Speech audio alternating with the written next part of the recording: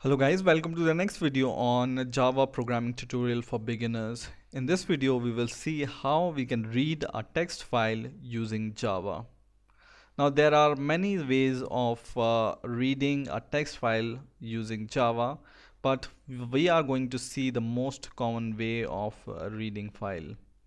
So first of all, we need to import some classes which are from Java IO package.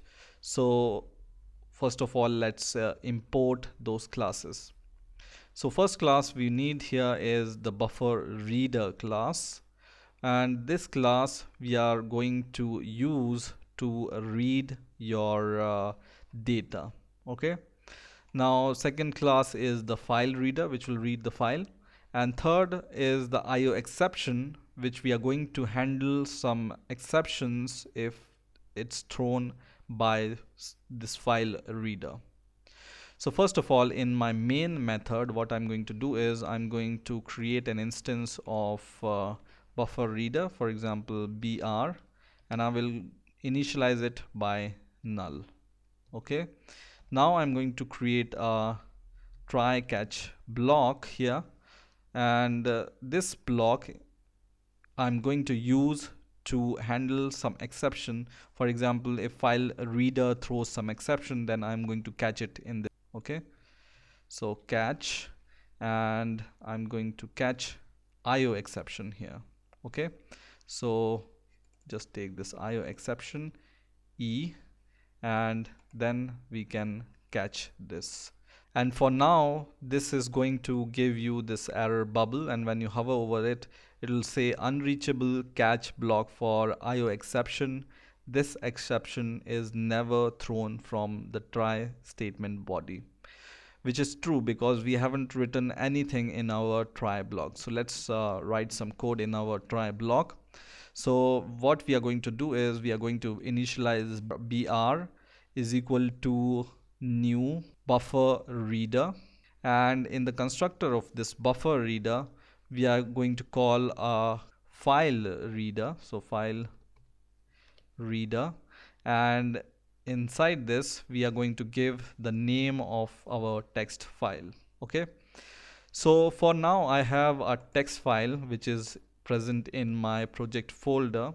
If you don't know how to reach to this project folder, you just need to right click your folder, go to the properties, and in the location here you will be able to find the path of your project. Okay, so this is the same path of my project, and this is the file inside my project folder. Okay, so I'm going to open it, and this file contains some lines which I want to read from this text file, and I want to print it, for example.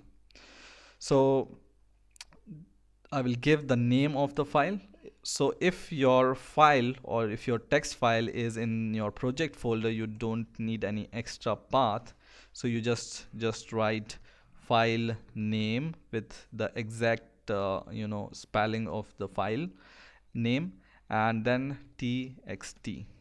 Okay, and then in the next line we can read from this file. So for reading this file, first of all I want to store it somewhere, right? So I will declare a string variable, string line, for example, and now I'm going to create a while loop to read every line. Okay, so while, and inside this while loop we are going to read our file. So just make one more bracket here, and we are going to assign the value which we read from our file using this br. So line is equal to br dot read line. Okay, which will not be equal to null, then we will get the value of each line. Okay, not equal to here.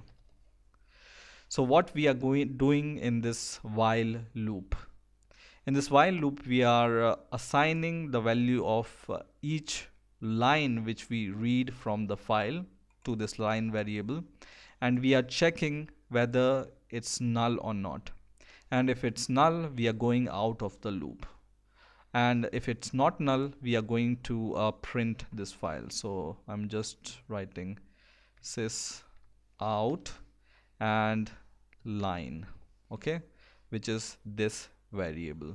Okay, so I'm printing this line if this line is not null. Okay, now once everything is done and you are done reading your file, you need to close it. So I'm going to use finally, and if you are watching my videos, you know that this finally is called when you want to perform some action, whether your try block throws some exception or not. This code is going to happen definitely. Okay, so we are going to use br dot close, and this will close your file.